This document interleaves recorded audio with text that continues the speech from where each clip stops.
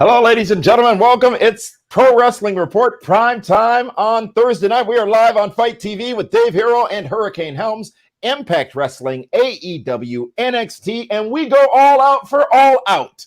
Coming up next, right here, right now, on the Pro Wrestling Report Prime Time Super Show Live.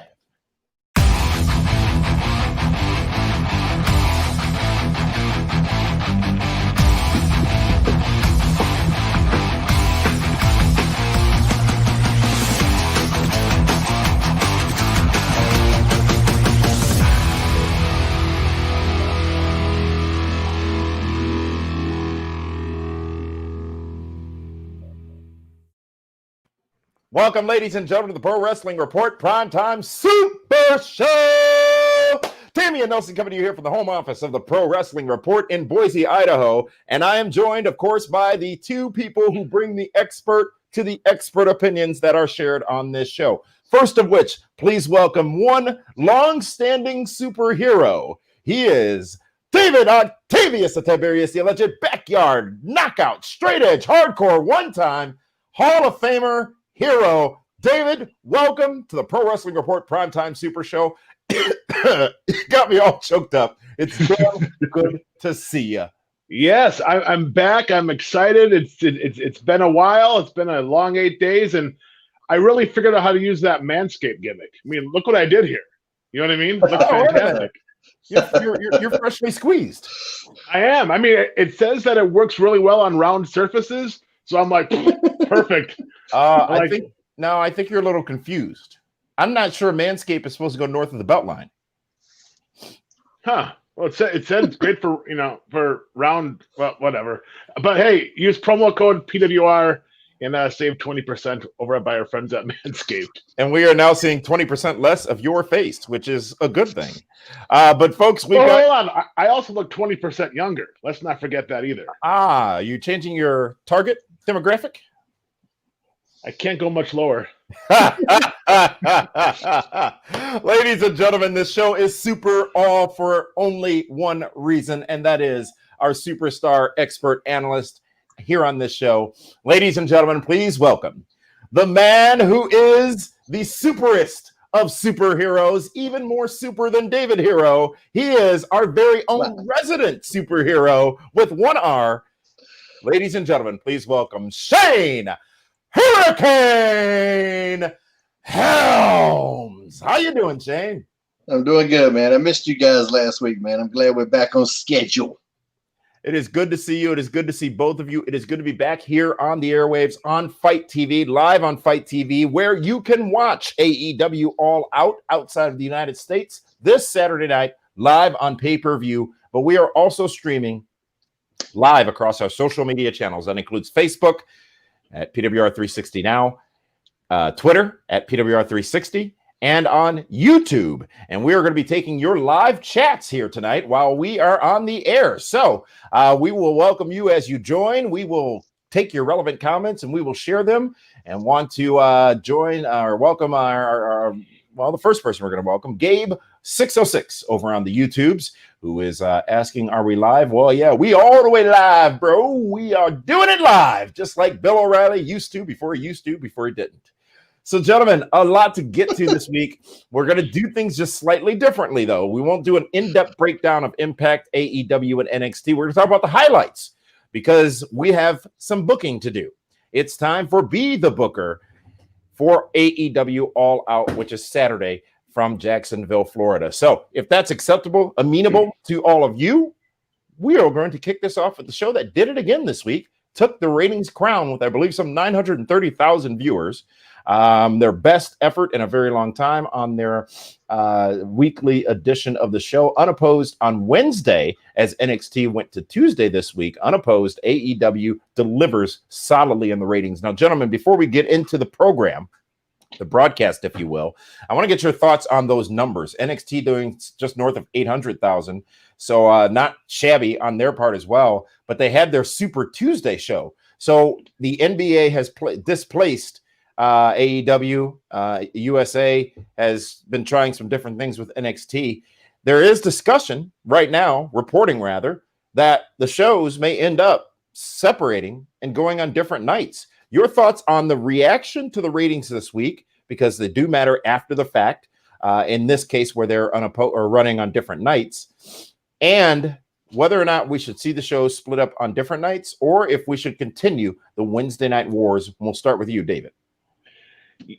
For me, I have no problem if NXT winds up on Tuesday nights. I mean, it's going to affect Impact Wrestling, of course, and it'll affect our friends over at OVW Wrestling. But I mean, if they're going to be hitting those mid to upper 800s, why wouldn't you? I mean, that's a 200,000 swing from a few weeks ago. It's good business. Okay, so the fans will say that AEW beat NXT. Okay, fine. At the end of the day, if you're going to be hitting 850 to 900,000 fans on a Tuesday night, that means you can charge more for your commercials. It's a big win. Shane, what do you think? Yeah, I mean, I don't really give a shit what night it's on. I'm gonna watch it anyway. But so I'm gonna just agree with Dave. If it goes to Tuesday, then we're gonna have a Tuesday night war with Impact. So, but yeah, everything Dave said is correct. So, I mean, why are they on Tuesdays? This past week, what caused that? I missed that part. I'm not sure if USA had other programming. I don't think they did. I think they were. Was there a dog show or something? The Westminster Kennel Club Dog Show has not been on the USA Network for quite some time, David. Here. Oh, okay. I don't know. I, for one, so I've given up, not given up, but due to having to select, I've not been watching NXT because it is the lesser of the two shows, in my opinion, consistently on Wednesday nights. So having the opportunity to watch it on a different night is great. But you guys make a very good point. Impact Wrestling's also on Tuesday nights. So there would still be some competition. I don't think it would fare very well for Impact Wrestling if NXT were airing up against them on Tuesday. So we don't have any nights left, right? What's on Thursday nights? Is Thursday night open aside from the Super Show here? I think Friends is on Thursday night. And Seinfeld. No, the Cosby Show is on Thursday night. Oh, I don't think he's doing a show well, he's doing some shows, but not that one. Yeah, they're not live. Well, that'll probably be next. All right, well, gentlemen, let's get to it, and let's talk about. And actually, Gabe 606 on YouTube just reminded us too that when the NWA comes back, they were dropping on Tuesday nights as well. Now that, of course, is on digital, but still something else, another viewing option for the viewers. But they just signed some new deal too. I can't remember exactly what it is off the top of my head. But they're going to be doing, I think he's talking about the pay-per-view deal that they got coming up. So I think it's going to be how, you remember TNA used to do these pay-per-views during the middle of the week? Yeah. I think NWA is going to try that. Well, let's get down to it, gentlemen, and let's talk about All Elite Wrestling from last night on TNT. Their return home to Wednesday nights. It was obviously their go-home show, sort of, kind of, because they're doing dark on Friday night or Friday night, actually. But it was their go-home broadcast on television into All Out, which is this Saturday on pay-per-view. So, of course, they had one job, and that was to sell pay-per-view buys. They don't have a network. That point isn't made often enough. They are reliant, or at least depending on, these pay-per-view buys to gauge the success of the show. And they put forth an effort on Wednesday. The effort overall, though, I thought was not as good as it could have been. There were some moments in the show where I was just like, this is rough.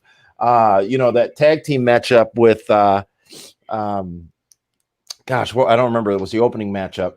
I'll remember in a moment. But there were some bad spots, if you will, in that matchup. And then the whole pull apart as they were trying to push the Casino Royale Battle Royal. That came off sort of as a dud too. So some misses, I think, this week on AEW Dynamite, but there were also some hits. And one of those hits I thought was everything between Chris Jericho and Orange Cassidy again, everything between Matt Hardy and Sammy Guevara again. I think that They had some really good stuff. The heat that I'm feeling between Darby Allin and Ricky Starks, of course, that was part of that Battle Royal, pull apart thing. But those two, the intensity by which they're going after each other is massive and believable and looks real, like they really want to whoop each other's ass. And how dare anyone do that in a wrestling match? So my overall thoughts on the show, which are irrelevant to your thoughts on the shows as well. And we'll go this way: highlights, lowlights. And we'll start with you, Shane Helms.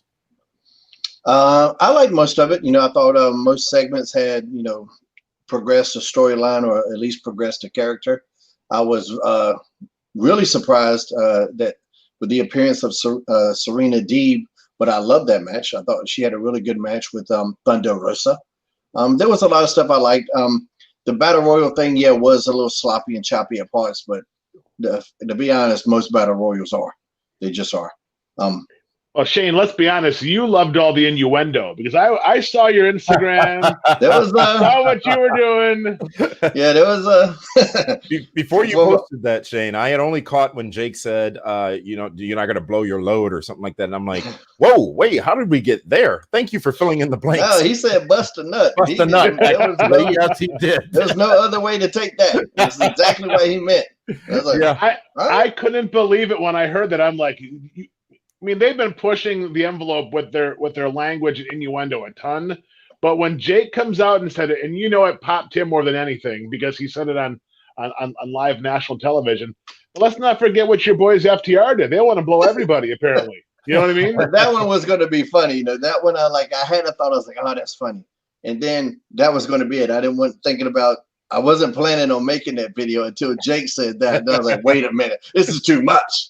It was no longer a one-off. Yeah, it wasn't a one-off there. So a lot of traction on that video too, by the way, today. So. But what's interesting, Shane and Dave?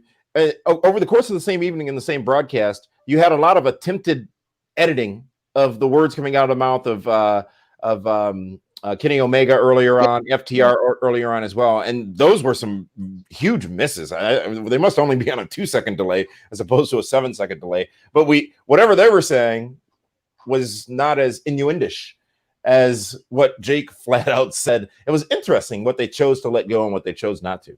And I like the fact that they're doing that. I like the fact that it bothered me and I understand why WWE is PG and why they were PG and basically G for so long. PG and pro wrestling is basically G. Now, when you go out there and you got two guys and it's like, I'm going to kick your tail. That kills me. So when they're out there, Kenny Omega saying what he said, but it's bleeped, but at least you get the effect. So I really like that. That way the kids don't hear it, but we know he said something. He said something bad, so you still get the effect of it. So I like that. I like that they're pushing the envelope with that. Shane, continue highlights, lowlights of the show. Man, we'd have to run by segment to because there was some stuff I like. The opening match was the best. Was that the Best Friends and LAX? Yes. Was that the opening one? They started out crazy as hell when they beat each other up for 10 minutes before the bell even rang. There was some wild stuff in that, but I liked a lot. I liked a lot of that match. I don't know. I didn't really pick up on too many botches in there or whatever you were referring to. I like that, and I think Trent Beretta in particular looked really good in that match. And I would like to see him at some point. I don't want to break the Best Friends up. I'm not saying that, but I think Beretta's got I think there's some substance there for him to get a singles run at some point. You can't be in a tag team forever. This is pro wrestling. Yeah. Jericho, how about his interactions with Orange Cassidy? Yeah, Jericho hits it out of the park every time.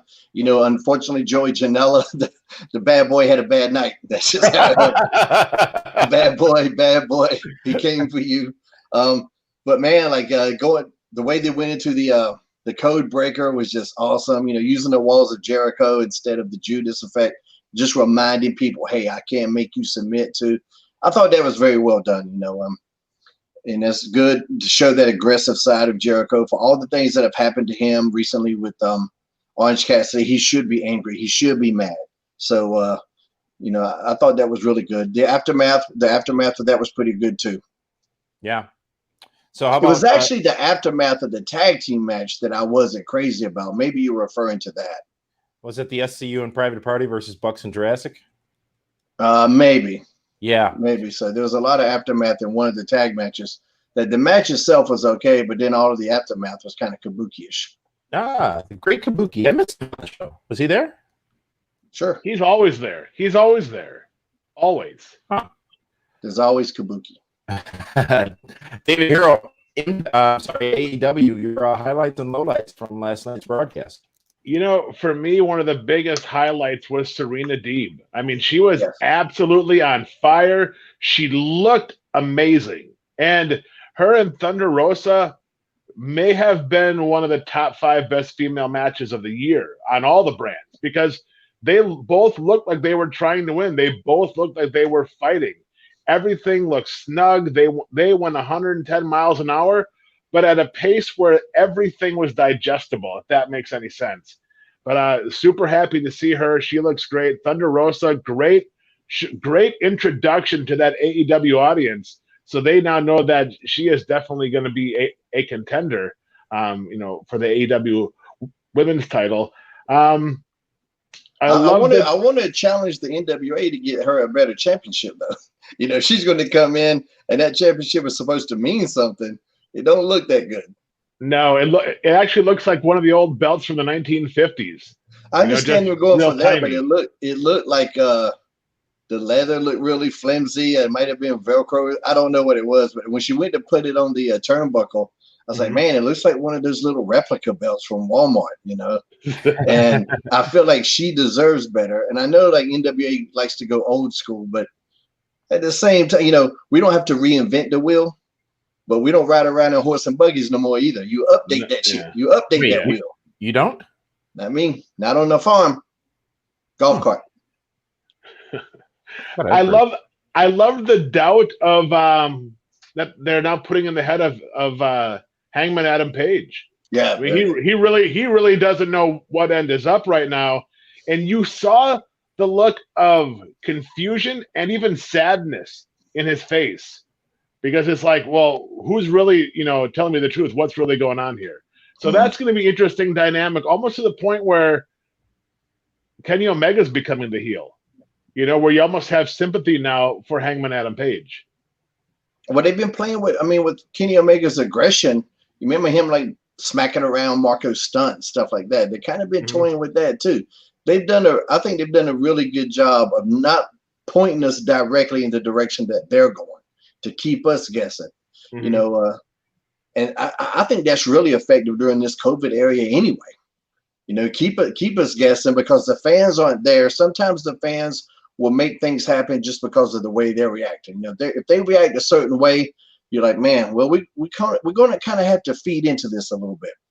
But in this particular area, you can kind of steer the ship a little bit more cleaner. So I think that's been pretty interesting.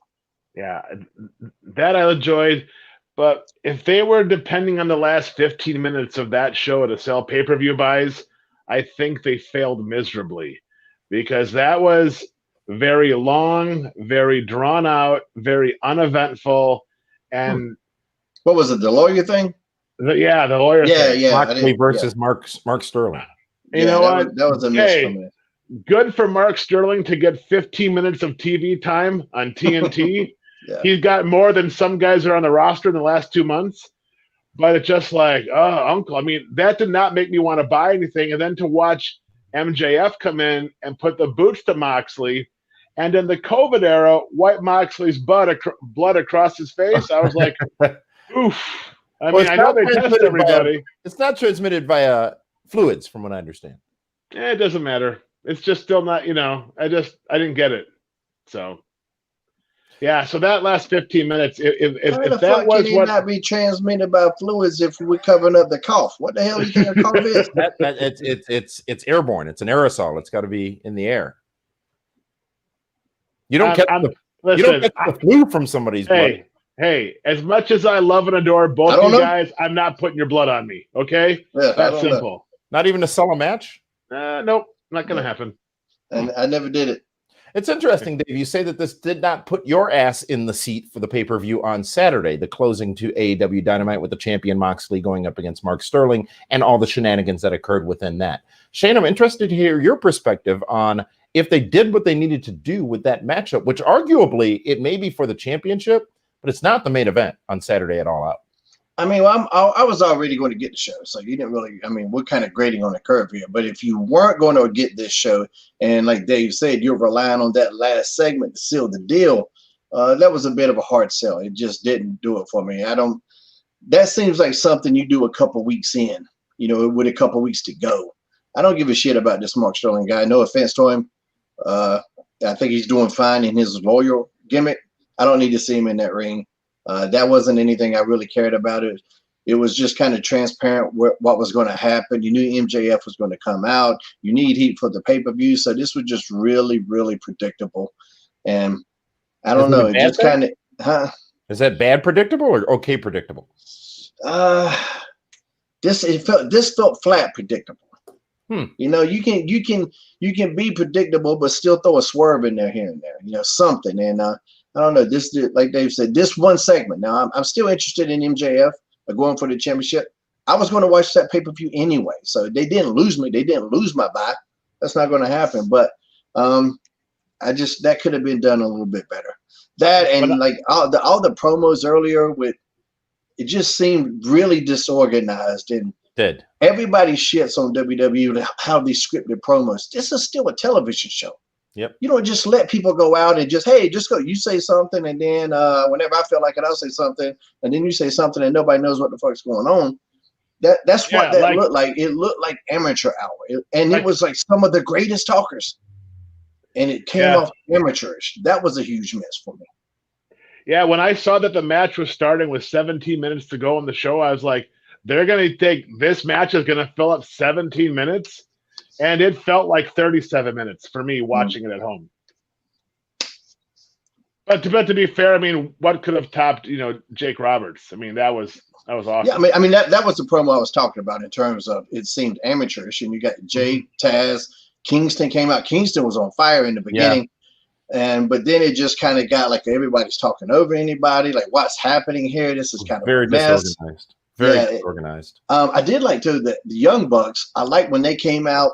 If you want to talk about another highlight, I like how they came out with a little sense of purpose. No pose, no flash, just getting into the match. It was weird that they wouldn't tag Luchasaurus in at one point, but then later on, just for no reason, they come together and do this double team move all together where they're all on the same page. That wasn't very, that kind of seemed out of place, But overall, there was a lot of action in those matches, and they're always great for action and stuff like that. But I did like that the things that have happened in the past are affecting them. Yeah. Because one thing I hate in wrestling is when something happens one week and it doesn't carry on. I think AEW is doing a really good job of things that are happening in this week. It's going to carry on to next week and a week after. If things don't have an effect, they don't mean anything. So. It's interesting, too. I wonder, as we talk through this Moxley and MJF story, it's really been great getting there, hasn't it been? MJF has been tremendous as usual. Moxley has been Moxley. And I don't say that as a bad thing, but it almost feels like we could have had more time. Like they could continue to build this. Like what happens after Saturday if MJF doesn't win? And we'll find out your thoughts on who's going to win the match. What happens after Saturday if MJF doesn't win? Is he still running for championship? Does that end? Where do we go after All Out? I'm sure they have a plan. I'm sure it'll be worth watching. But COVID, all of this stuff, it just feels not even rushed, but it just feels like there's more time that a lot of these stories could have played out. And oh, by the way, where's Mike Tyson? He's training for Roy Jones Jr. You would think that all they did was the plan would be to have him appear at All Out. That's not going to happen. It's their biggest show of the year. Maybe they'll save it for their December or February pay-per-view. But I just threw a lot at you. I'll ask a lot of questions. But back to the timing of everything. We'll go to you, Dave. The timing of everything. Do you feel like Saturday is a true good endpoint for a lot of these bigger stories in AEW, that of the Elite, that of the Guevara-Hardy story, that of Darby Allin and Ricky Starks, that of MJF and Moxley, that of Orange Cassidy and Jericho? If we're comparing All Out to being like their WrestleMania, they really only have 2 matches, maybe 3 that have that real WrestleMania build to it. You got to go with Moxley and MJF, of course, Jericho and Orange Cassidy, and then maybe, just maybe, it's FTR against Hangman Page and Kenny Omega, because Guevara and Matt Hardy is only 3 weeks old, but that match feels like a big main event match. It's just everything else it seems like it was just thrown together this past week. And I know WWE is guilty of that as well, and I've been out of the loop for the last week, but nothing felt like a big fight feel on last night's episode of Dynamite. There's two things I'll challenge you on, Dave, within what you just said there. And just to understand and to get a counterpoint in is, first, is it fair to compare another company's biggest event to being their WrestleMania? What I mean by that is WrestleMania is a entertainment spectacle. But it doesn't seem to be the fairest thing to compare smaller companies to the big production that WrestleMania is. Question number one. Question number two is, you said it felt rushed.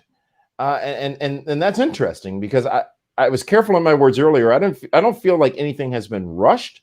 I just feel like there's more time that we could have entertained or been entertained by it, as opposed to going into just ending them at this Saturday. And by the way, they may not end this Saturday. Some of those stories can continue. Well, when we used to talk about Bound for Glory, what did we say that was? Oh, that's TNA's WrestleMania. I don't know if that was fair either.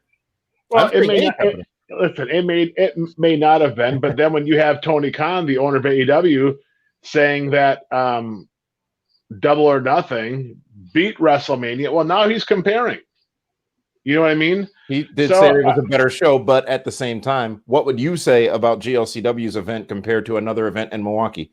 That yours was better, right? Well, to be fair, King Kong Bundy at one time said Blizzard Brawl was the WrestleMania of the Independents. He did.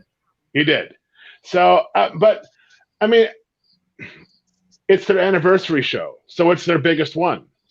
Bound for Glory is the anniversary show; it's the biggest one. WrestleMania is the anniversary show; it's the biggest one. I mean, hey, if you want to, if you want to call All In Payback, that's cool. By all means, call it Payback then. But I'm just saying, if it's your biggest show, it's supposed to be the spectacle. WrestleMania happened in a warehouse. Okay. All In is in a way better situation with a way better looking building. But for me, it's like Matt Hardy and Sammy Guevara. Imagine if they got 2 or 3 extra weeks out of this. Yeah. And not just 2.5 weeks, where Matt could have actually sold being out concussed for a week or so, or Sammy now having to be out for a week with, the gimmick he got on his head. Just little things like that. I mean, again, and it's a different time, and I get it. But how much more special was it when Randy Savage dropped that bell on Ricky Steamboat's throat, and we didn't see him for 8 to 10 weeks? And when he finally came out and they fought, how amazing it was. Yeah. Because you wanted to see that babyface finally get his revenge. Well, we didn't see Sammy for 60 days. Yeah, but that was a different kind of bell dropping. You know what I mean? So, but I mean, so for me, it's like, I'm gonna obviously watch. I think it should be very good. There's a couple of matches I'm like, how did this happen? Just talking about the Lucha Express against the Young Bucks. How do you just throw the Young Bucks, one of your top attractions, in that tag match out of the blue and cold? That makes no sense. But was it the match, or was it the story told during the match about the Bucks and their anger, if you will, that was the purpose of that? You have a lot of other tag teams you could have put them in there with. You just could have. I mean, that match, I'm not buying the pay-per-view to watch that match. I can see that next week on Dynamite. Fair enough. Shane, is it fair to compare another company, whether it be Impact, whether it be AEW, whether it be Ring of Honor, to their flagship event as their WrestleMania? Does that set the proper expectations? A lot of companies do it. There was a running joke with all of my friends one time at an indie show, because some promoter told me, he goes, well, this is our WrestleMania. And I said, yeah, well, this is Saturday for me, and I'm going home tomorrow. And I had to make sure to let all my friends know about that. If it's your biggest show of the year, you compare it to the biggest show of the year. So, I mean, I think that's an easy comparison. When XFL has their championship game, it's going to be compared to the Super Bowl. It's just, This is how it is. I don't think there's nothing wrong with it. Is it going to be looked at as epic and on a scale as WrestleMania? Probably not. Not many people have the production budget of WWE, although the Khan family may have that production budget. I don't know if they're dumping it into AEW as it is. WWE is their own animal. So And, TNA, I mean, Bound for Glory is their WrestleMania. They said it. They would say it backstage. That's how they viewed it. So I don't think it's unfair at all. I wouldn't it's not a hill I would die on or anything like that. It's not that big of a deal to call it that. All right. Well, thank you for your opinions, if you will. We want to welcome all of you watching us live socially here on Thursday night on Fight TV, YouTube, Twitter, and Facebook, including on Facebook. We've got Michael Rouse. I hope I said that properly. Charles Roland Stevens III.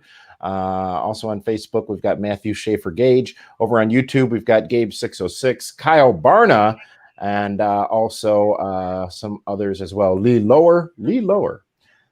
It's an interesting name.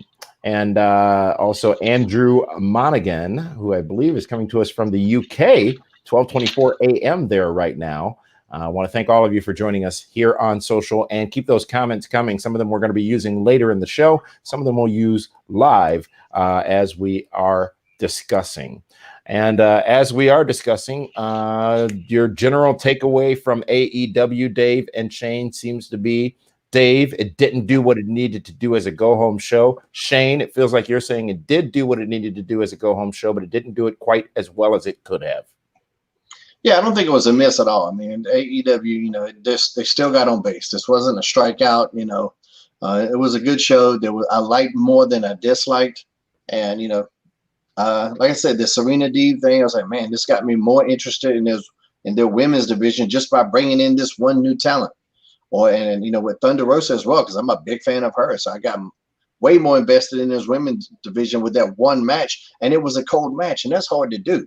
Using a cold match to generate that much interest. And it showed that I think Tony Khan even mentioned this. He had faith in them to carry that segment for that long. He had that faith in them. That's very important, So not a lot of people get that. When was the last time Jim Ross fell in love calling a match? Yeah, you could almost see the Bugs Bunny hearts coming out. You could almost see them. I know, but yeah, I mean, Deeb looked fabulous, and it just made me wonder, because she was a coach down in NXT when I was there, and he mentioned doing yoga and stuff like that, because I saw her. I would talk to her about that, and like seeing her last night, like, why was she a coach? She needed to be. She could outwork most, and she could work at the level of anybody, is what I'm saying. So that was really impressive. I definitely think last night was a good show. Just the final segment could have been a little better. That's it. All right. Well, that is this week's look back at AEW Dynamite. We will get back to AEW and preview All Out with Be the Booker later in the broadcast. But I want to remind all of you that you can take this show with you on the go. We are available also in podcast form. And you can take the Pro Wrestling Report Primetime Super Show each week with you wherever it may be, on the way to work, on the way home, on the way to your friend's house, to a hookup, or even at the gym. And you can... Whoa. Nothing will get somebody in the mood more than listening to the three of us. Yes. Yes. Absolutely.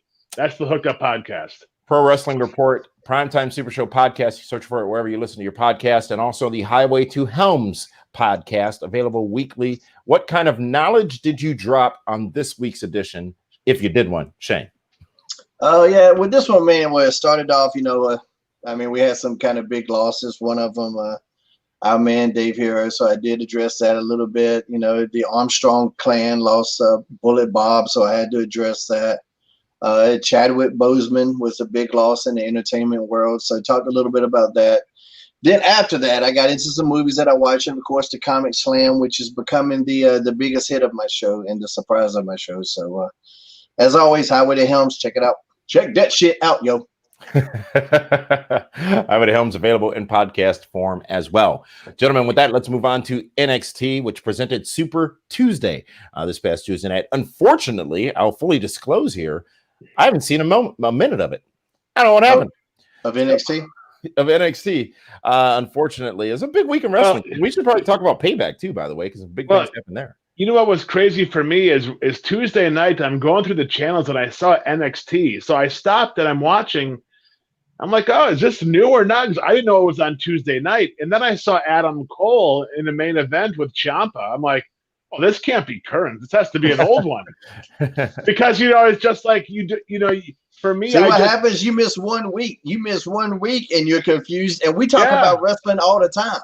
That's how hard it is to keep up with the business now. Like, you really have to be tuned in to keep up with all of this. Because you just mentioned playback, Damien. I watched it and I was going, what happened? What happened on playback? Right. I can't fucking remember. There's been wrestling. It's every day. Every day since every day. Yep. Every day. So I'll go down the matches for NXT and I'll just read them as they happen. You guys can give me your quick thoughts on them. So contrary to how we said we were going to do the show, we'll do this segment a little differently. And the first would be a street fight. It was Legado del Fantasma, remember that, Dave, versus Breezango and Isaiah Swerve Scott. David? The Swerve Breezango got the win, by the way. Yeah, I only saw bits and pieces. I saw them jump off of what gimmick was that? Yeah, forklift. I was like, how does that get into the building? You know what I mean? It's like, why is that there? But the Fantasma group, Amigos de Fantasma, I'm a big fan of the stuff they're doing. I think that they're great heels. I'm not sold on Breezango and Swerve Scott being the baby faces we need right now. Again, I'm still wondering where's Drake Maverick, but I guess it is what it is. Shane, this match saw the Imperium also interfere in the matchup. Clearly, the focus continues to be on Swerve and Escobar, two men who are tremendous against each other in the ring. Your thoughts on the match? I liked a lot of the match. I like most of the match. I really hated the way they went into the finish with the Escobar just backing up like he forgot he was in a match right into the finish. That could have been done a million times better. That was really that was amateur night to go into the finish like that. But other than that, man, a lot of creativity in the match. The forklift notwithstanding, how did you sneak that in there with nobody noticing? Some tricky camera work helped out with that. But it was a nice little spot that could be used in highlight packages for years to come. So it was good. I like Breezango as a tag team. I love Swerve and the heels. That's a solid heel. And Escobar is one of my favorite heels going. So overall, I like the business. I just wish they would have gotten to that finish a little less hokey. That was just hokey as hell. Yeah. Candice LeRae versus Casey Catanzaro, Shane. Lil Casey came down, but she can't pay for a win on this show. I don't think. She's going on that Brian Myers like a losing streak there. We knew Candice was going to win, and she did. So predictable win, but they made it entertaining. So it served its purpose, and it was what it was. Candice has really upped her game, hasn't she? She's a lot more aggressive, like almost devious aggressive.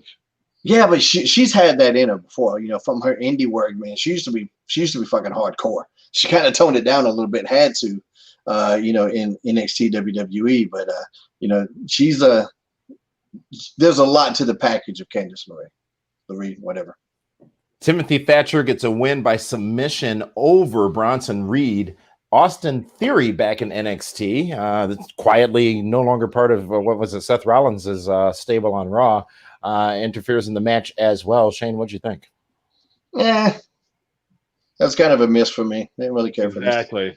Bronson Reed should not be submitting, and I get it. Austin Theory got involved, but when you got a beast like Bronson Reed, having him do that, how do they see more money in Timothy Thatcher than Bronson Reed is beyond me.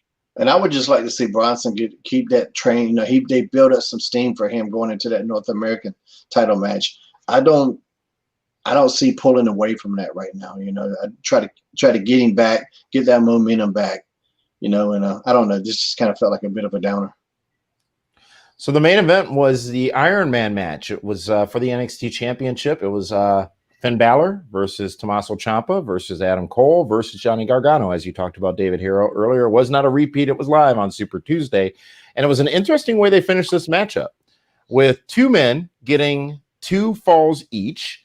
And now progressing to a matchup next week, one-on-one, to crown the new NXT champion, those two men being Finn Balor and Adam Cole.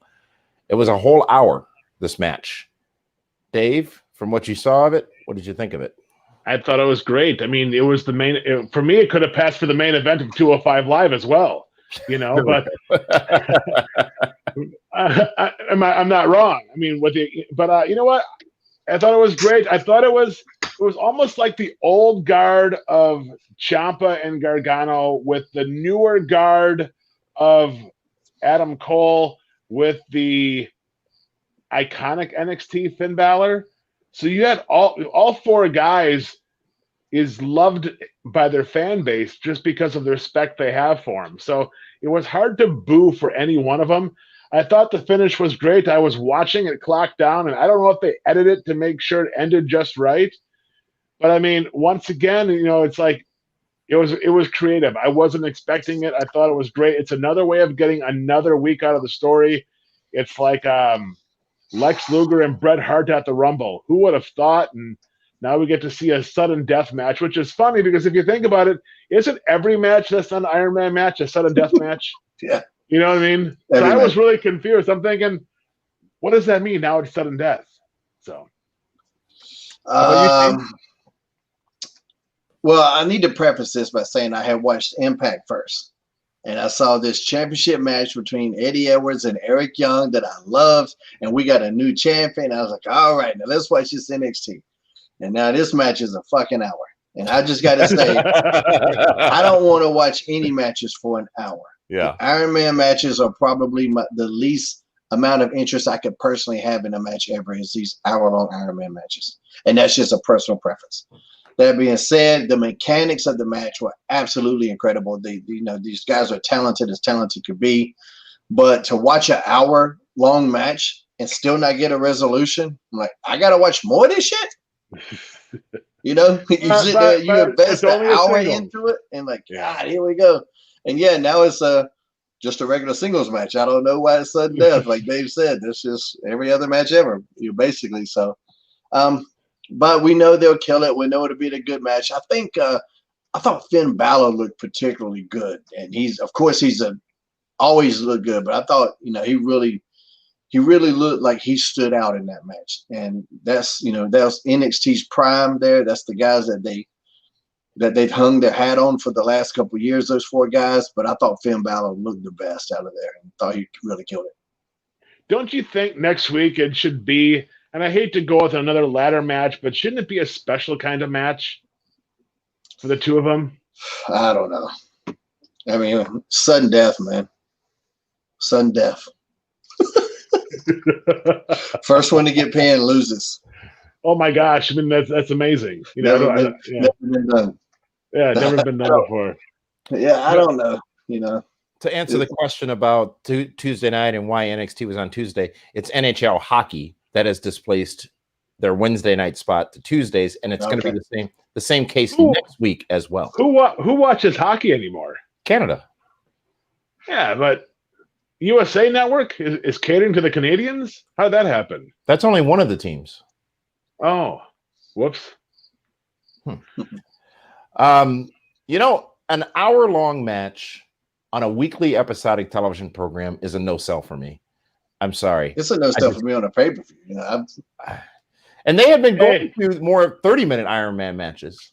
And there have been some great Iron Man matches. Of course, one of the first ones that was, broadly seen, Bret Hart, Shawn Michaels, WrestleMania 12. Remember Cena and HBK over in the UK on a Raw for a 30-minute Iron Man match too? Charlotte, I think. Who did she have an Iron Man with? I don't know. I think it was Becky Lynch or Sasha. But here's the funny thing about it. You will see these guys in an Iron Man match usually get pinned 5 or 6 or 7 times. Yeah, because it doesn't matter. I did like that they did it in this time, that everybody just had the one until the very end. Yeah. I thought that was good, And this one was different because there was 4, so you got a lot more. It's just not the same two where, I got to hold you in a headlock for 5 minutes because, we got 55 more minutes to go. You can't bump for 55 fucking minutes, So generally in Iron Man matches, there's some holds. There's some rest holds, as they call working holds.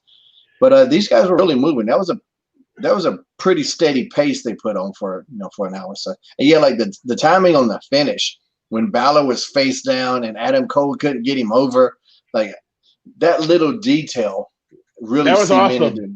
That was perfectly done, So Yeah. it was good. Just for me, this is just a shame thing. Iron Man matches are my thing.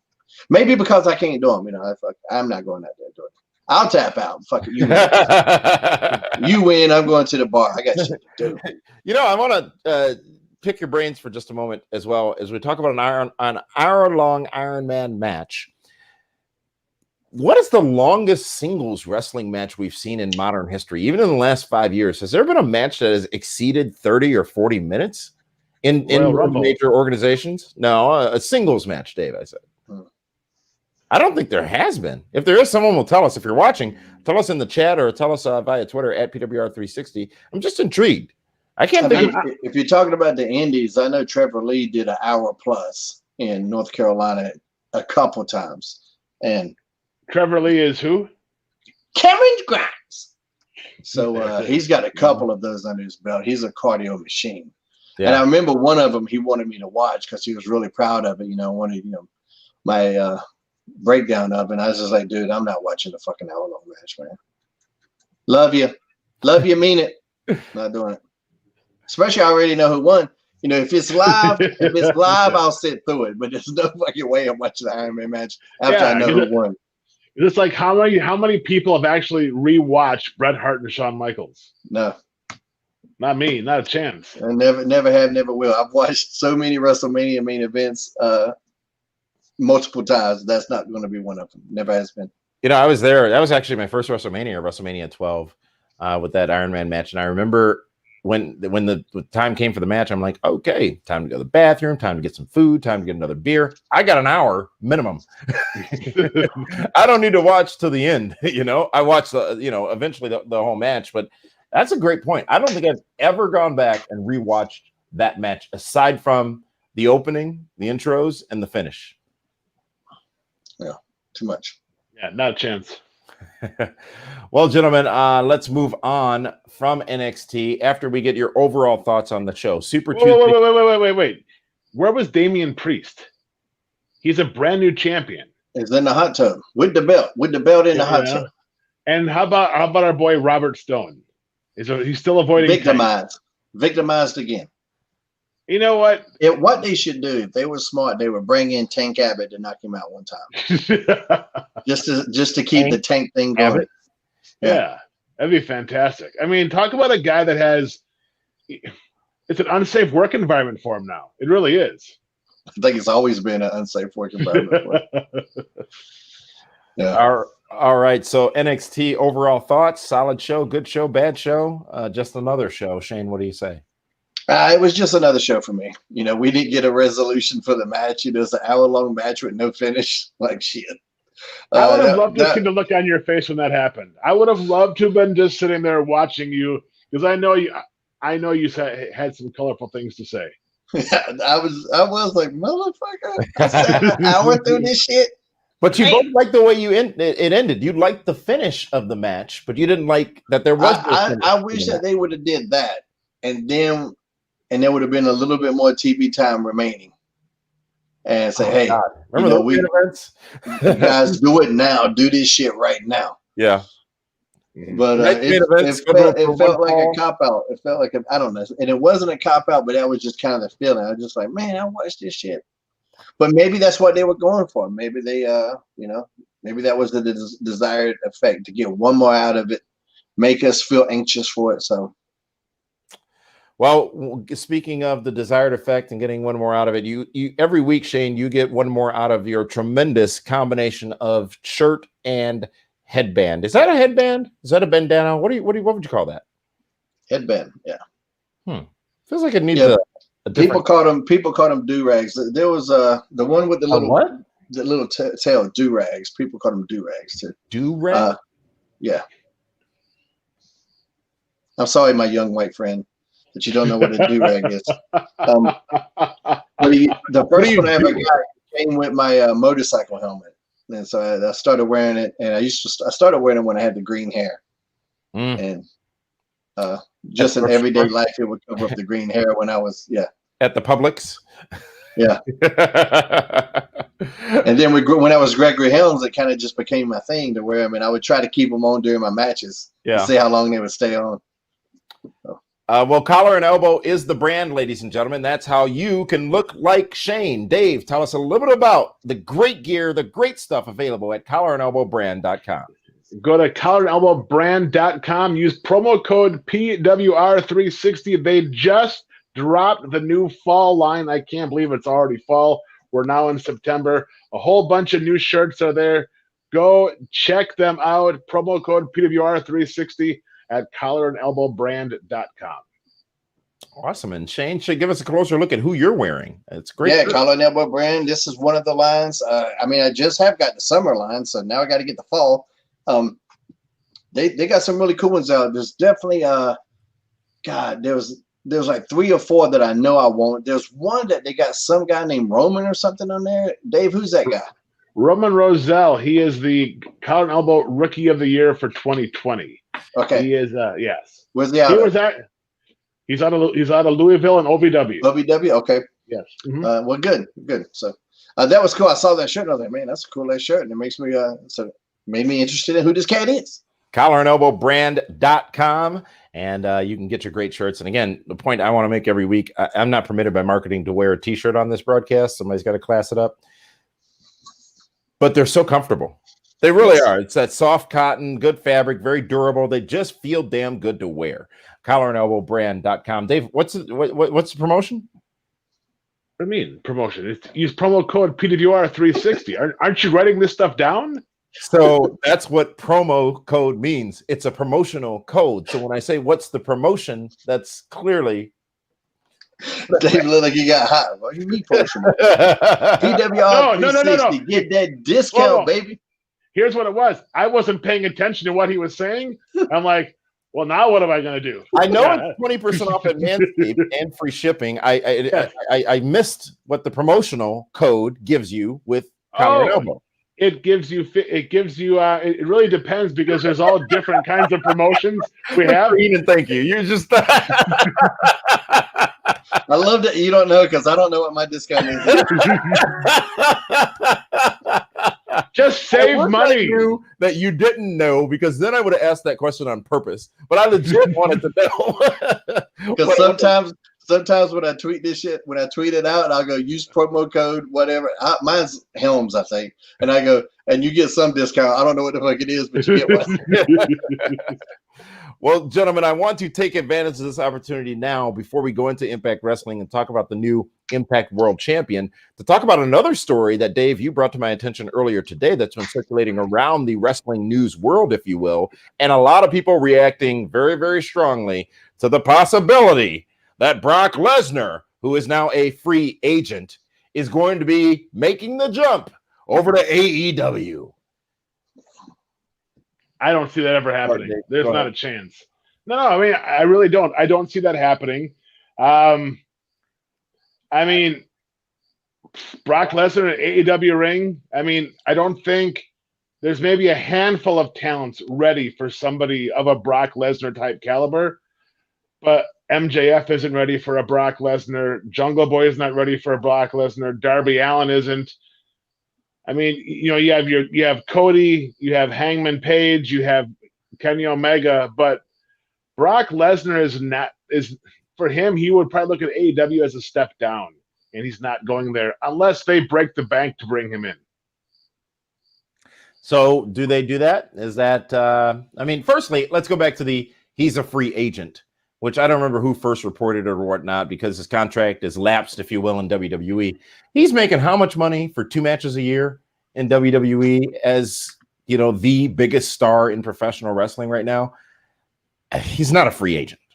Shane, am I wrong? Yeah, I mean, but that's not what free agent means. But I think it's interesting. I know Scott Coker said, hey, if he wants to come to Bellator and fight Fedor, we have interest. Dana White said, hey, if you want to fight John Jones, I'll put it together. So there's interest in him out there. If AEW opens that checkbook, Brock will come, whether he thinks this is a step down or not. You know, he went to Japan. Look, this dude barely likes to leave his house. If he flew all the way to Japan for a paycheck, he'll go to Florida for a paycheck. But do you think Brock Lesnar would fit in the dynamic of that AEW locker room? as much as he worked in WWE, if he had that same schedule, sure. You know, I mean, it's just we once in a blue moon anyway. I mean, I'm sure he could figure out something. I mean, him and Jake Hager, right off the top of my head, could be something interesting. You know, Hager's undefeated in MMA, so there might be a little built-in thing there, but it's not something I'm clamoring to see. You know, so I think it would cost a lot. I'm not sure that they're going to get their money back on him. I'm not sure WWE did. I think Brock was interesting maybe in the network deal conversations, but they would talk about him being an attraction, but I don't know where. I didn't see where that actually happened. You know, it didn't happen on house shows because he didn't do them. Mm-hmm. You know, it didn't happen on ratings. You know, the pay-per-view buys didn't jump. He don't sell good merchandise, so I don't know I don't know where it is that they say he's an attraction. That's just kind of the gimmick that they say he's the attraction, but is he really? I'm not sure. Well, yeah, I mean, if you show me the numbers and I'll believe you, but I don't know. Yeah, if you can't sell tickets to see Brock Lesnar, he's not an attraction. That's what it comes wait a minute. No, all of this is fascinating to me. It's shocking to me.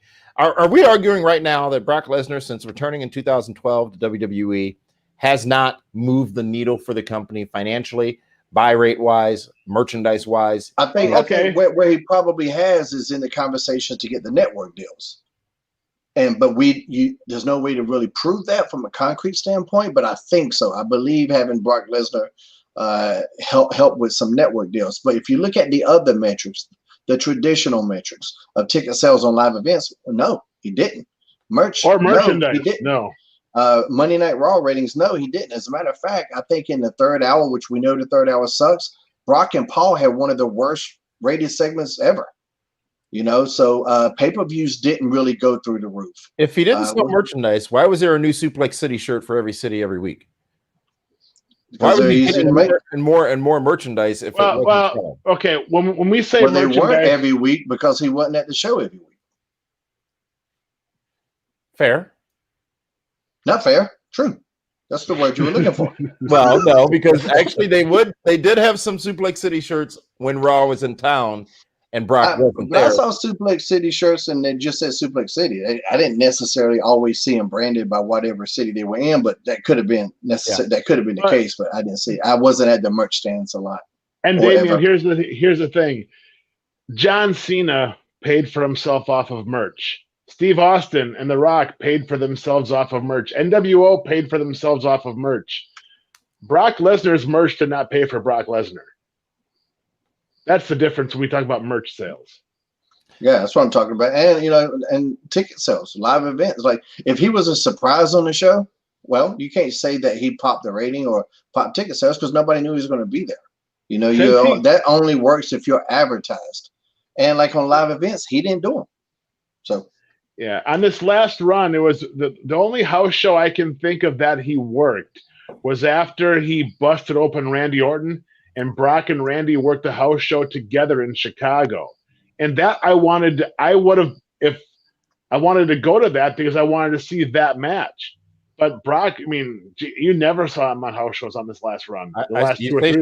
I saw him in Chicago in 2018 at a house show, and they returned to the United Center where they sold out for a house show, which they don't do anymore, maybe outside of New York. But that was a big deal. And it was so I wonder if you guys are just too old. Because you keep talking about live events and why Brock wasn't on the live events and how he didn't increase that business because he wasn't on the live events. All true. But does that matter as much as it did in the past for the current scenario? Because you talked about network conversations, talked about being able to say we have Brock Lesnar, the baddest man on the planet, former UFC champion. All of that matters, right?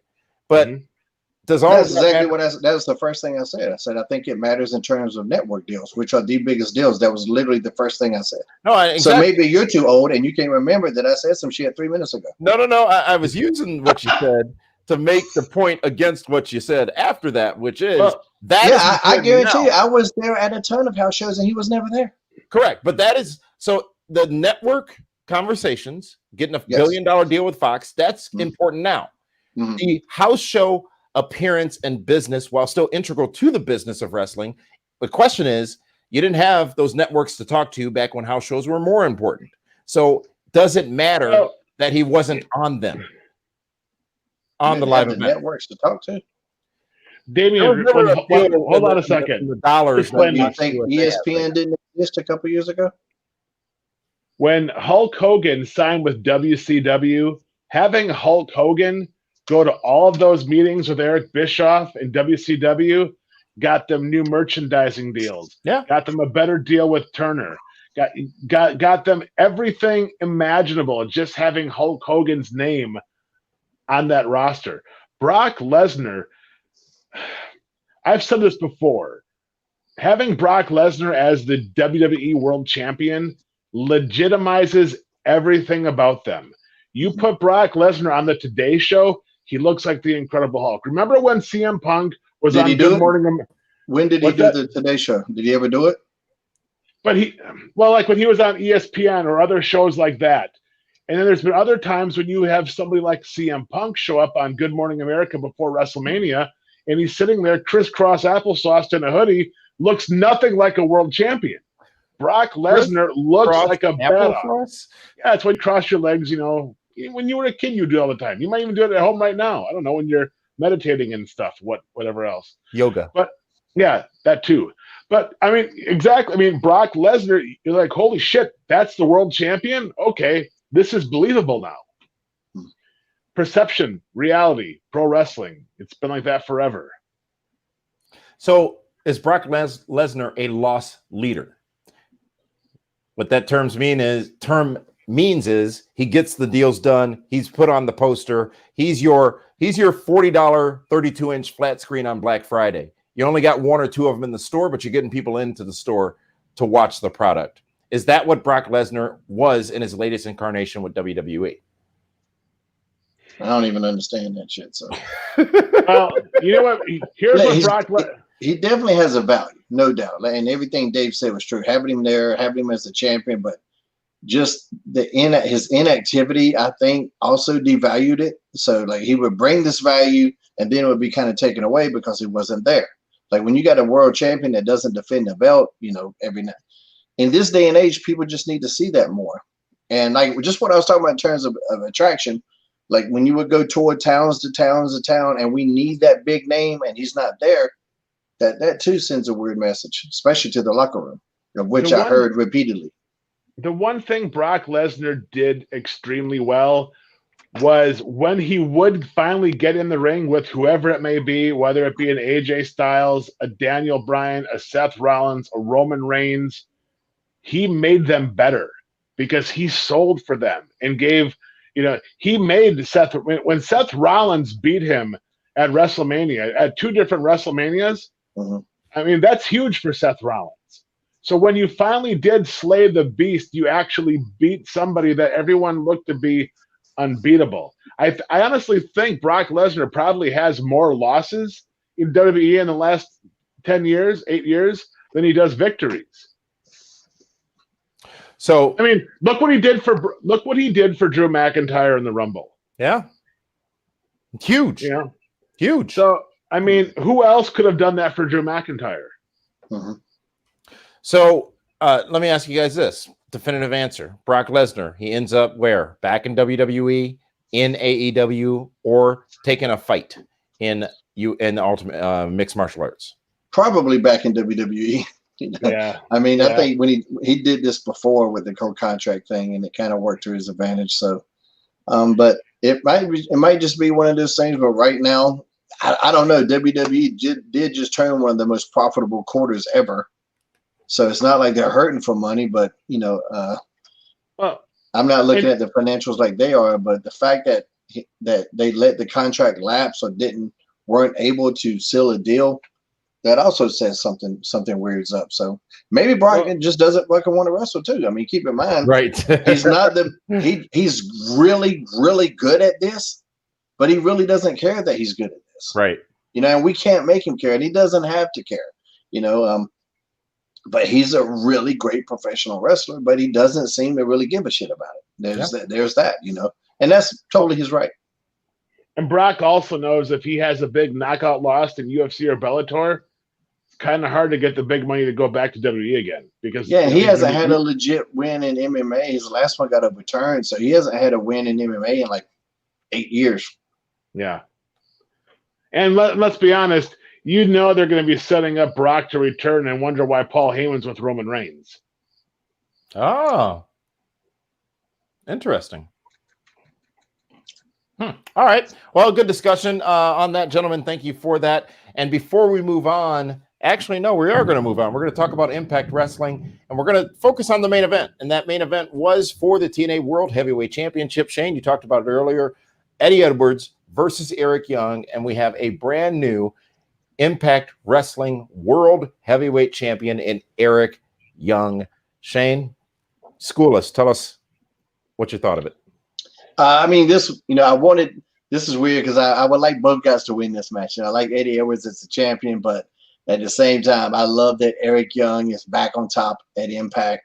This was a guy that was incredibly misused in the main roster of WWE. He never really got the opportunities that I personally felt he deserved. And he looked great in there. And two, Impact, I'm guessing for budgetary reasons, they still have 0 people in the audience. So it's still just this death zone of silence out there, which is really tough to keep me invested. But somehow Eric Young does, just with his facials. He's constantly on. He doesn't have that stoic look that so many people have. And not just on Impact, but on all companies, there's people that they just don't use their face to their advantage. Eric Young there's always something new, and sometimes it's quirky with him. And he has a unique way of when he works out there that I find really interesting. So I thought the match was super well done, and I'm glad to see Eric Young use that way. And Impact on paper is putting out one of the best wrestling shows out there. Just on paper. There's some production issues here and there. Just not having fans, of course, is kind of killing them. And they got a lot of young people on their roster that they're going to be really good down the road, but there's some, really young mistakes that kind of happen. But on paper, start to finish, they put on a super good show. Yeah, I agree. Eric Young, David Hero, you've been a fan for a long time. He's wearing the gold and the crown in TNA or Impact Wrestling again. I've always been an Eric Young fan. He looks fantastic. Him and Eddie Edwards, they went toe to toe. I mean, they did. It was good. And much like you, Shane, you wanted to see Eddie Edwards get the win just because he deserves it. But then again, everything Eric Young has done since he's returned, he's kind of deserved it too. They've both been super solid. They've both been fantastic. The one thing I do agree with, and it really stuck out now, because now with AEW having a different atmosphere, and of course with Thunderdome, that silence was deafening on their TV. And, Josh Matthews can only do so much. Madison Rayne can only do so much. They need just pump in even a little bit of noise, because I think that really hurt how good that match really was. Because if there would have been some reaction, it would have made the match that much better. And also, right now, when you're watching AEW and you can see people in the audience, you flip the channel, you're watching Raw or SmackDown, you see the Thunderdome masterpiece, and then you click on Impact, you're like, oh, this is this is 100%. Dollar General. You know what I mean? 100%. So and that's going to eventually hurt them in the long run. Yeah, the most interaction in a match on Impact was when they did the Wrestle House match, because they had the people around the ring. Which Wrestle House, again, lot of funny stuff there. Crazy Steve being the one that drunk the beer. That fucking was a legit LOL for me. Tommy Dreamer almost doing a Kramer thing when he opened the door, and like that fucking shit killed me. They got some really good, the females can all cut really good promos, it seems. In fact, their whole entire female roster can really talk on the mic. And that was where some of the best mic work came from. And they had a good tag team match. Ace Austin, who is the Doug Furnace of this generation with his damn quads. They had a good match. I forget who the hell they were even working now. That's how good it was. You see so much. Who did they work? The Rascals. Yeah. And that was good. And then the Machine Guns come out. So, they got a super talented roster, even though some of them are young, but hey, that's fine. You know, they're just going to get better and better. But their women's division is stacked. They got the most stacked women's division in the game right now. They have a really good mixture of everything that they need. And let's not forget EC3 and Moose. They had another great segment. Yeah, that go home. That was a go home segment. You want to talk about a go home segment? The AEW's go home segment, end of the show was weak. I thought the end of NXT was weak. The end of Impact was fascinating. That's a go home segment. That was like, shit, I can't wait to see more of this. And that's what you want at the end of the show. Exactly. Well, that was Impact Wrestling from Tuesday night. Good show, as you guys said. It was. You mentioned pumping in the crowd noise or doing something. Actually, I felt that was absent from AEW this week. I thought that they were quieter than they have been in weeks, and it was notably during the Royal or the Battle Royal thing. And I'm like, oh well, the ring. You know what? Came into the ring. And that's because everybody that normally cheers was in the ring. Right. Yeah. Well, and you know what? Let's talk about that quick because I wanted to talk about that as well. For me, I was excited when Brian Cage was in the ring and out comes the Murder Mohawk. You know what I mean? Lance Archer. Because I'm thinking, this is going to be a fight. This is going to be two badasses going at it. And then when the ring filled up, I was like, ugh. And then I realized that the two guys that were in two of the bigger promotional matches with Cody Rhodes this year, Lance Archer and Brian Cage, are now being regulated to a battle royal. I was like, oof, all that time, effort, and money, and now they're in a battle royal. Let them have a match. Let them fight each other. I would much rather see Lance Archer versus Brian Cage than I would have those two guys in a battle royal. That's a complete waste of talent. All right. Well, gentlemen, last Sunday on the WWE Network for its second week in a row, it was a pay-per-view event, a special event. It was Payback. It was the return of Roman Reigns, and it was also the coming out session for Keith Lee, who had a matchup with Randy Orton. Those are two things I want to talk about, get your opinions on. How about Keith Lee getting that definitive and decisive victory over the legend killer Randy Orton, who was in the greatest wrestling match ever earlier this year? That was surprising to me. But what did you guys think of it? Dave, you first. You know what? For me, that was the biggest not upset since Kevin Owens beat John Cena clean, And I'm like, you know what? It's an upset, yes, but I get it. It's good business because now Keith Lee has been made, and now it makes you wonder, well, what happens with Randy Orton? And Randy Orton, I mean, he could be beat for the next 5 weeks clean. It's not going to hurt his value whatsoever. But you know what? Good for Keith Lee. Great way to get – it's a good jump start for him. He now has credibility with an audience that may not be familiar with him because they don't watch NXT. Shane? Yeah, I mean, it was a bit of a hot shot, to go right into an angle with Randy Orton. But man, you want to talk about impact? It doesn't get any bigger. I mean, short of just winning the championship right out of the gate. And decisive and clean, and I mean, it was impressive. I thought he looked great. I had a feeling. I was like, man, is Keith Lee going to get this one? And then when he did, I was like, there you have it. So it was good. Like Dave said. Yeah, one finish. Yeah, he didn't have to do 13 moonsaults and 18 finishes. What do you know? You can sell one and it actually works. But that's how it is in heavyweight fighting too. One punch can put you down. So yeah. I like that with heavyweights. One punch can do it, or one power bomb, I should say. Next at Payback this past Sunday on the WWE Network, Roman Reigns, part of the triple threat matchup with Braun Strowman and Bray Wyatt. Well, Roman Reigns late to the party. I thought they explained it decently without explaining it because he hadn't signed the contract yet, which I'd forgotten. But Roman Reigns comes out and takes the championship. He is now what is it? Is he Universal? No, that's the World Championship, right? The WWE Championship. No, he's the WWE champion. Yeah. Yes. But Roman Reigns, he's the man. He's the big dog. Wait. I think he is Universal champion. It doesn't matter. He's got the blue belt. He's one of them. Yeah, he's got the blue belt. So, and this was an example of something being predictable but still being good. Yeah, because It was predictable that Roman Reigns was going to get it, but I was totally fine with it happening. So I enjoyed that.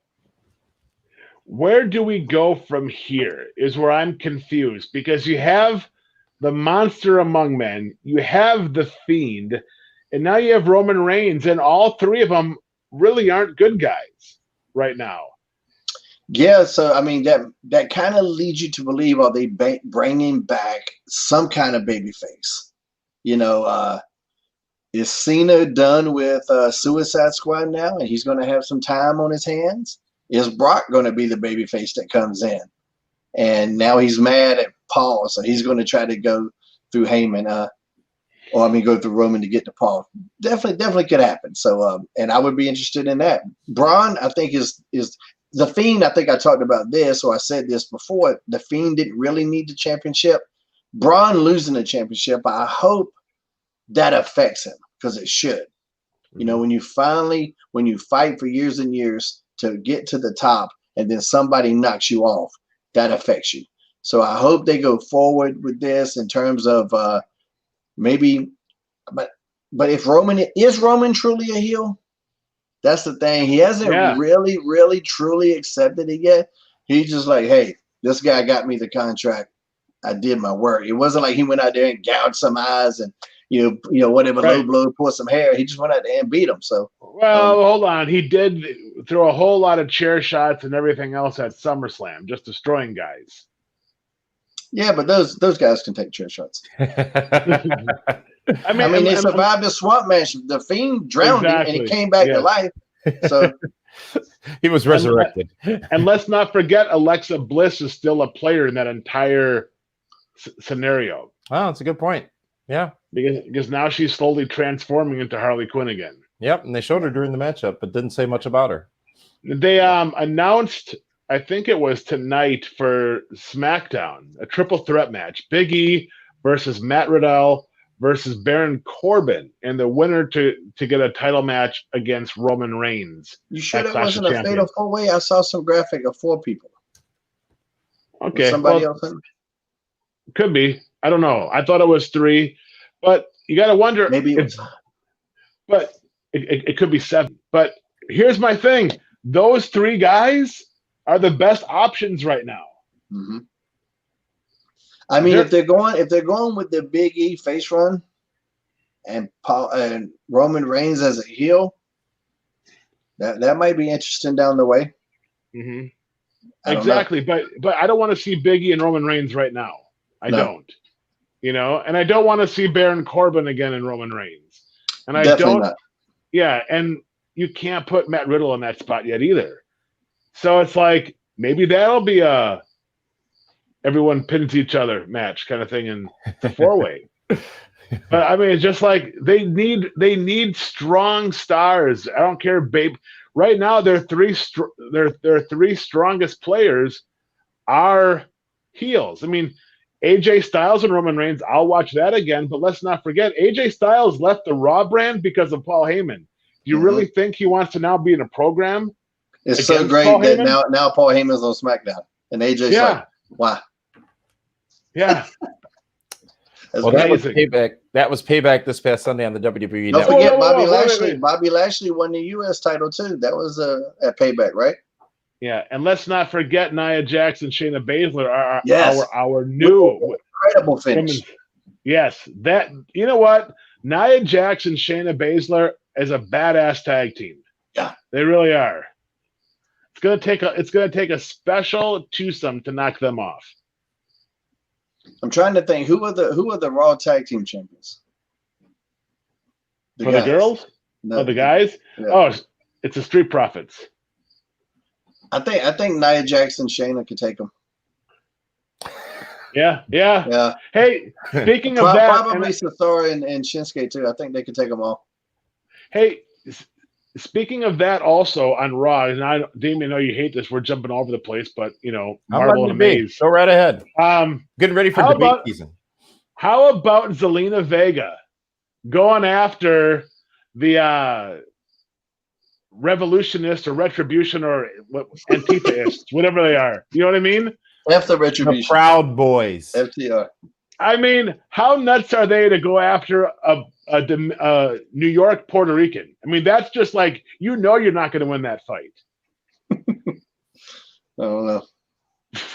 That's your favorite. I like that they're not allowed at SmackDown. Yeah, these are some true rebels. Well, hold on. They want you to go all over the place. This is the worst angle going right now. They were on SmackDown, remember? But Braun Strowman just let them barge around the locker room and take whatever they wanted that one time. You know? But didn't something come out that they weren't going to be on SmackDown anymore? Yeah. Well, somebody told me they're not allowed to. I don't know what the hell's going on. But for me, I thought it was funny. All the guys. I'd rather watch Iron Man matches than watch Retribution. I'd rather watch Iron Man 3 than Retribution. You know? I love the Mandarin. They fucking did him wrong. But I thought it was funny how all these big badasses in the back are afraid to run out and fight Retribution. But here's Zelina Vega pulling off her earrings and ready to go. Just fantastic. You pull them earrings off, boy. That's the sign. Does she have someone to hold her baby? I don't think she has a kid. Well, the kid's bigger than she is. That was Payback. That was Raw. That was a lot of other stuff. We still have AEW All Out, Be the Booker, which we've got about 20 minutes of showtime left, ladies and gentlemen. But before we get to that, Be the Booker, so you guys get ready. We're going to go through the matches quickly and show how you would book them.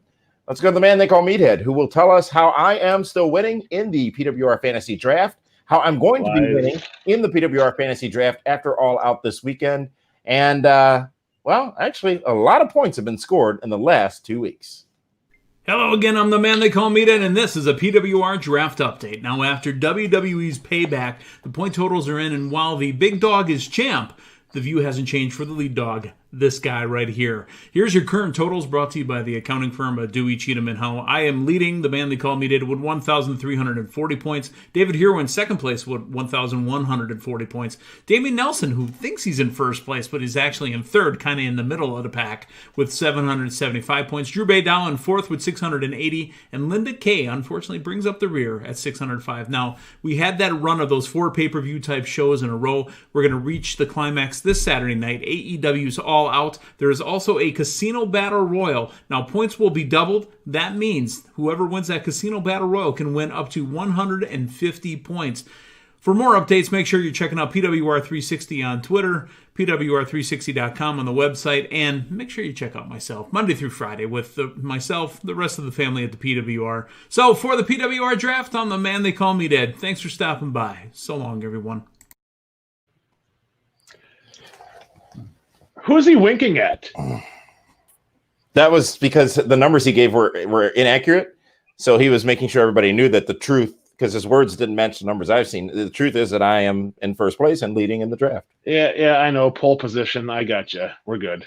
Mm-hmm. I've never raced a car before in my life. So it's your position. AEW All Out, ladies and gentlemen. It's Saturday night on pay-per-view. It is their biggest show of the year. However, I don't think they say that.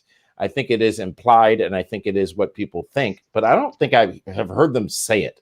For them, they're sort of treating it as just another show, which I think is smart because they manage expectations. But I want to go over match by match. And what we do in this segment, it's Be the Booker. We talk about the match, how it should happen if you were booking it, respectively, Dave or Shane, and how it will happen according to what the company is going to do. So with that, let's get to the first matchup. We're just going to go in order here from bottom to front, bottom to top, and a lot of stipulation matchups on this card. The first of which is a tooth and nail match.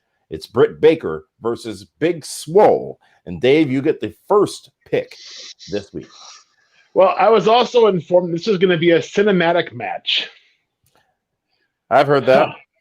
How amazing is that? It's only, again, they just go back and forth with everything.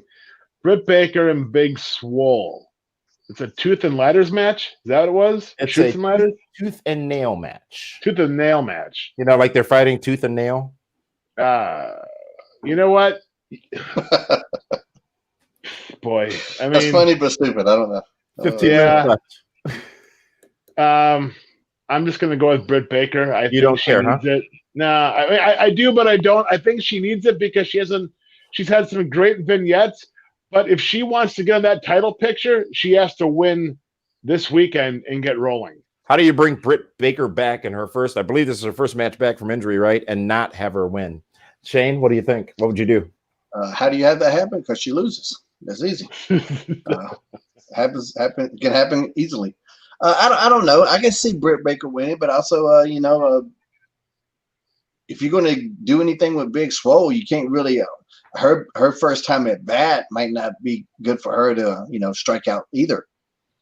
She's had some good TV, but I think this will be her biggest match by far. So and I think they're both very capable. They both can talk. They both can wrestle. They both have great personalities and charisma. So this was kind of it's not like one brings so much more to the table than the other. They both bring a lot to the table. This is a toss-up, so just because they picked Britt, I'll go with Big Swole, but it could go either way. But and also, let's not forget about Reba. Yeah. Reba. She sang the national anthem. No, because Britt Baker always calls her Reba. I mean, Rebel's going to be around there, and you got to believe she will be involved in this match at some point. Next matchup, guys, is the Young Bucks versus Jurassic Express. Shane, who would you book to win it, and how will it actually play out? I would go with the Young Bucks on this. Not really sure how to play out, and things could happen. They did show some aggression here, this past Dynamite. So maybe I kind of see them being maybe a little bit more heelish, but they're a hard team to hate. Just their style. It's hard to hate somebody that does the stuff that they do in the ring. But I mean, I think we're building still to Young Bucks and the Revival, FTR, whatever you want to call them. So I think you keep the steam on the Young Bucks. David Hero, what about you? I propose we make this a drinking game match where the amount of leg slaps and dives every time you hear that or see one, you got to take a shot. So, Shane, I'll send you. So this will be a dialysis match then. Yeah, exactly. We'll both be in the hospital by the time it's over. There is no way the Young Bucks take a loss to Jurassic Express. I just don't see that happening.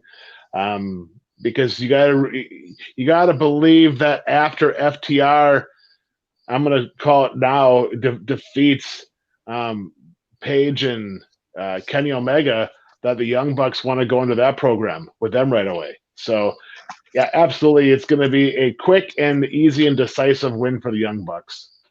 Next matchup is Matt Hardy versus Sammy Guevara. This is a broken rules match. I didn't catch all the steps, actually, but one thing I did heard was that if Matt Hardy loses, he's gone from AEW. Shane, how would you book this?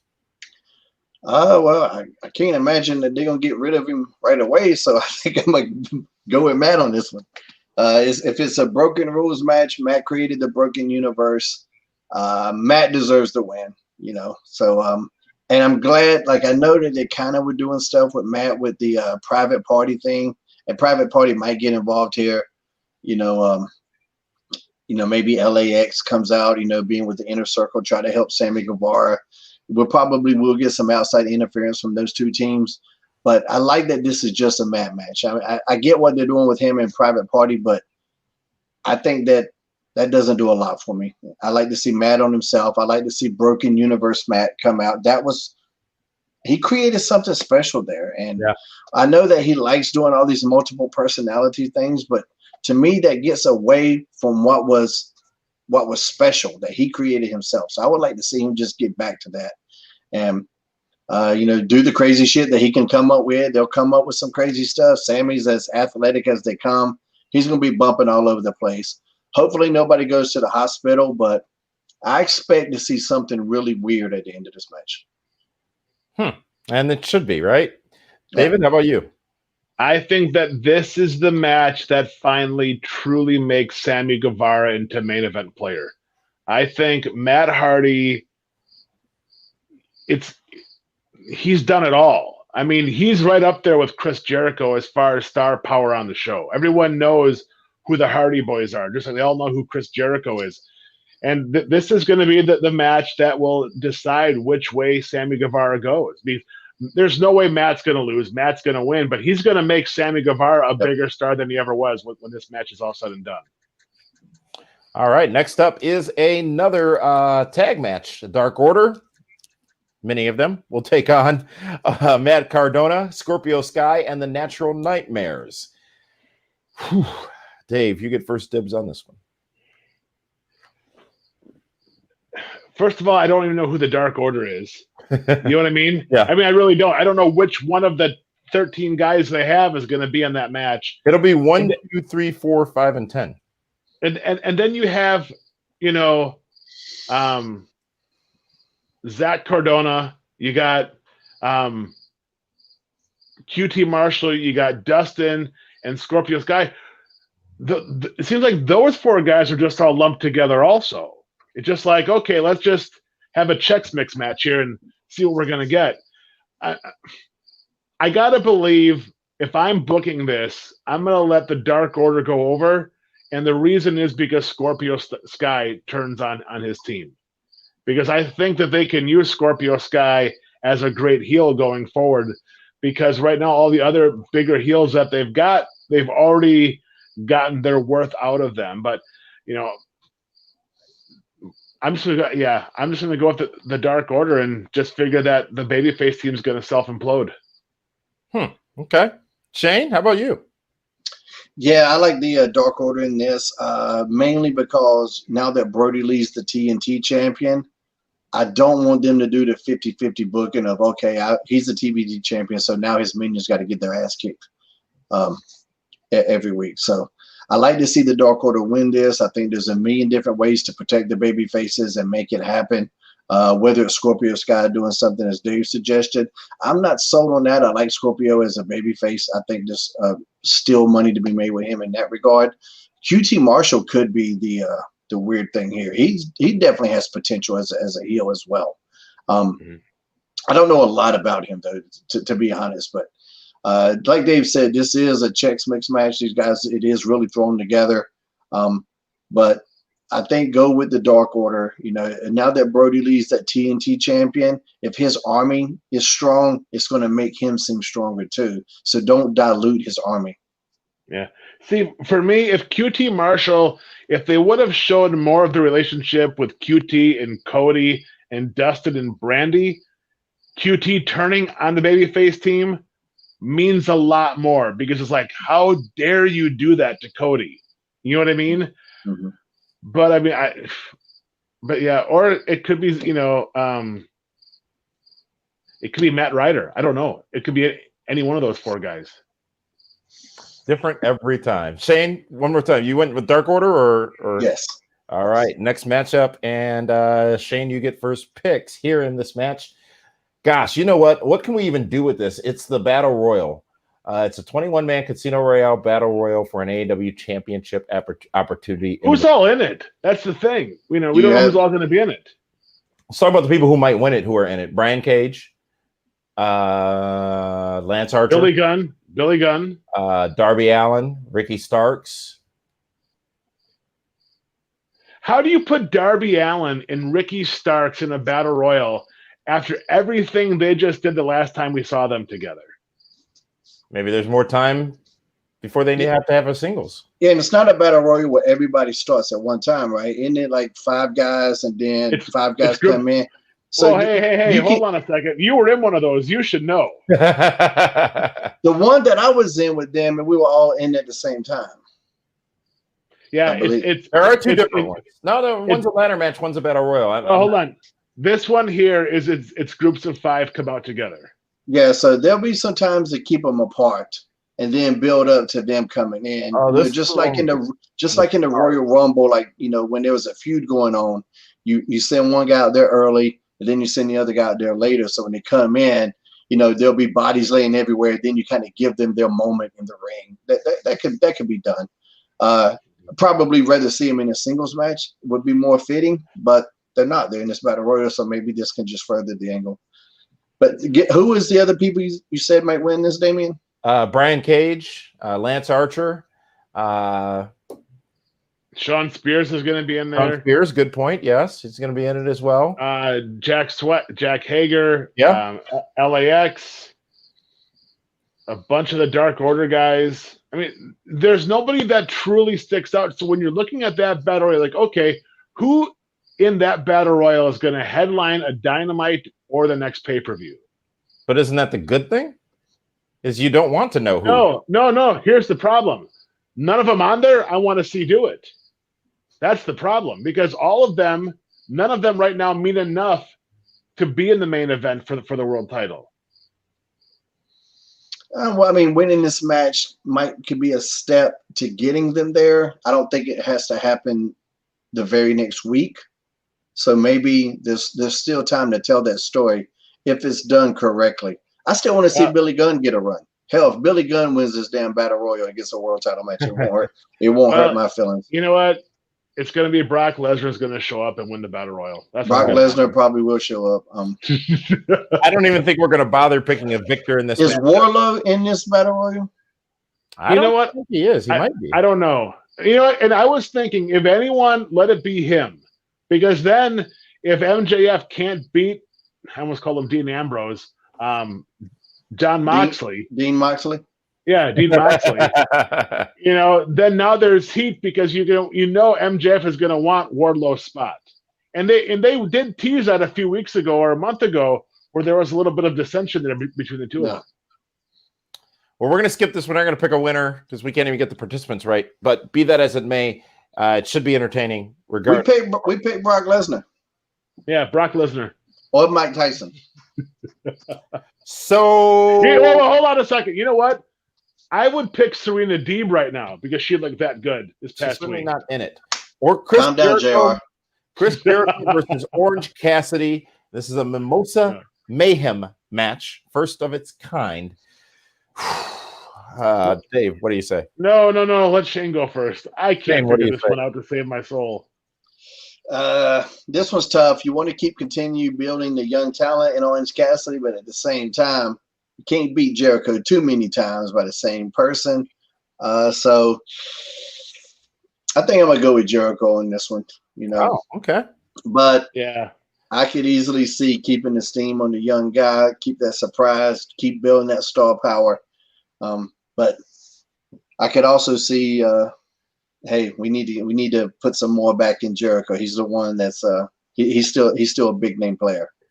Well, and the thing is if Orange Cassidy does defeat Chris Jericho, where does Orange Cassidy now go from here? If MJF wins the world title, then there's going to be got to be some movement there. He's got to be heading toward that direction. If he beats Jericho again, he's got to be in contention at some point for the world title. Agreed, but MJF and Orange Cassidy, I mean, two extremely strong, well thought out characters. Have we ever seen a match like that before? You know what I mean? No. I mean, for me, I just can't see that happening. It's going to be interesting. Yeah, I don't see it happening. I'm just throwing possibilities. Wow. I got to pick Jericho. Jericho. Too. Interesting. Yeah. God, I'm Cassidy all the way on that. Not because of who next or what to do next, but it's just that I want to see what he does next, and I'm intrigued by whoever he works with because it's just been so fantastic in this story. But it's just my opinion. Next up is the Women's Championship. The AEW World Women's Championship will be on the line. Ashita defends against Thunder Rosa. Dave, you deferred to Shane for the first pick last time, so we'll give it back to you. This match is going to be tough because they're both strong women champions. They're both physical.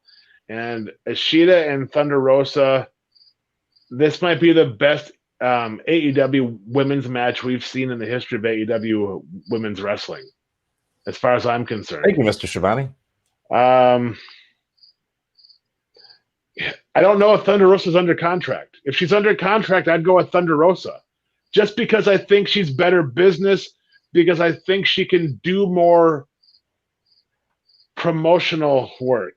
I think that she has it's just a better dynamic. If she's under a contract, I definitely want to see it as Thunder Rosa. I think she could then be the two belts version in AEW, having two belts as well. But if she's not, then you got to go with Ashita. But I'm just going to assume that Thunder Rosa's under contract. She had a great showing last night.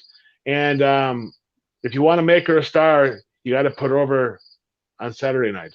I'll go with Thunder Rosa. All right, Shane, how about you? Yeah, this was pretty tough. Like Thunder Rosa checks all the boxes for me in terms of marketability. She can talk, she can work, charisma, personality. She's got it all. She really does. Just like Dave said, though, I don't know what the deal is with her coming in representing another company. And do you come in and let somebody that's representing another company? What are we doing here? I don't know. I feel like Sheeta is I like her reign. I don't think it should end too quick. So I'm gonna go with Sheeta here, but it would not hurt my feelings at all. I think it's one of those things where my heart is pulling for Thunder Rosa, but my head tells me Sheeta. So, but I would love to see Thunder Rosa walk out with that. Easy there, R. Kelly. Take it easy. I believe we should fly to the next match. The World Tag Team Championships will be on the line as Kenny Omega and Adam Page try to come together on the same page against FTR. How many matches do they got on this show? There's 2 left. Oh my gosh, it's like a dozen already. It's gonna be like a 7-hour pay-per-view. Shane, we'll start with you this time. I think we're going with FTR. Yeah, got you, right? I don't know. It's almost too obvious, though. It's one of those ones that, is it too obvious? Are we still going to get another swerve? But at the same time, I've been saying it's time. Remember, I wanted the Best Friends to defeat Adam Page, and I think it's time to let Adam Page and Kenny Omega go their separate ways. These are 2 guys that could be tearing it up in the singles division, and they had a great run as a tag team, and they're not just 2 singles guys, they're great tag team wrestlers as well. They've proven it every time they have a tag team match. So, but I think this is time. This is FTR is one of the best tag teams in the world, especially if you ask them. And I'm not going to argue with them. They prove it every time they go out there. They're killers. So I'm going with FTR in this one. How about you, Dave? Yeah, I mean, is it obvious? Absolutely. But here's the thing: everybody wants it. They want to see FTR as the champs, and they want to see Adam Page and Kenny Omega go their own separate way. It's a win-win for everybody. It's good business all around. All right. Well, FTR. Well, maybe we will see that happen or something different just to surprise us. But it does seem obvious that is going to be the case. Folks, one match remains. That is the World Championship matchup, as the champion, Jon Moxley, will be defending against MJF. I don't know which way this one goes, so I'm very intrigued to hear how you guys would make it go, because you got a winner in both. Shane, what do you say? Man, you make me go first all the time. Dave, what do you say? All right. You know what it is? I think that this match is going to be everything that you want in a baby face and a heel. We're going to see a lot of dastardly cheating by MJF. I think he's going to be cheating throughout the entire match. He's going to have Wardlow there trying to trip. A lot of times where the ref will get turned and Wardlow puts the boots or the fists, or he's choking out Moxley. And then you're gonna see Jon Moxley fight back from underneath. And it's gonna be that good guy, bad guy match. It's almost like, I don't want to say Piper Hogan-ish, but it's going to be Piper Hogan-esque, where, the smaller heel gets over on the bigger babyface. But I honestly, I think in the end, when it's all said and done, John Ambrose retains the AEW Heavyweight Championship. It's Dean Moxley. Dean Moxley, yeah. Shane? I tell you something that AEW has done is they've really gone against the grain in terms of historical booking sometimes. They kind of keep us on our toes. Just when you think that you got their thinking figured out, they do pull a swerve. So I think this one could go either way as well. MJF's had an incredible run coming up, building himself up into this main event. But you got to look at the people that Jon Moxley's went through. Did he go through all of these? Did we build him up just to have him lose it now? It is tough. It is tough. I feel like Jon Moxley is still building the credibility of the AEW World Champion. So I personally would like to keep that championship on Jon Moxley for a little bit longer. You keep building that credibility, keep prolonging that reign, showing him as a dominant champion. It could go either way, but I'm going with Moxley on this one. And then if MJF loses, it now forces MJF to get into that second gear, to get a little bit more dastardly, to get a little bit more serious, and not have everything so funny. I think a loss helps him because he is undefeated. And let's be honest, I don't think they've gotten their money's worth out of Jon Moxley quite yet. He missed some time with COVID. He hasn't had a whole lot of matches. He's almost like Brock Lesnar-ish right now, where you don't see him wrestling on TV. He's there for promos and interviews, but as far as in-ring action, we haven't seen a whole lot of him. Well, an interesting All Out, if booked the way you guys want to see it, or would see it, if you will. We'll see what happens Saturday night right here on Fight TV, by the way. Outside the United States, you can watch AEW on pay-per-view. And actually, that's the only way to see it across the pond. So we appreciate you guys tuning in and being a part of it. Are you looking forward to the show, Dave? All Out. Overall. Yeah, because you know what? Because I know AEW is creative with the things that they've been doing lately, and they're going to have some surprise. Something interesting is going to happen. It's going to be interesting to see. This is the first time Cody's not being used. Yeah. And he's usually a huge focal point for everything they do going forward. So let's see how the flow of the show goes, how the chemistry is. And when you lose a John Cena off a pay-per-view, everyone's like, oh, John Cena wasn't there. Well, let's see if they feel the same way with Cody not being there, because Cody is their John Cena. Shane, are you looking forward to All Out Saturday night? You said they already had your purchase. Oh yeah, definitely.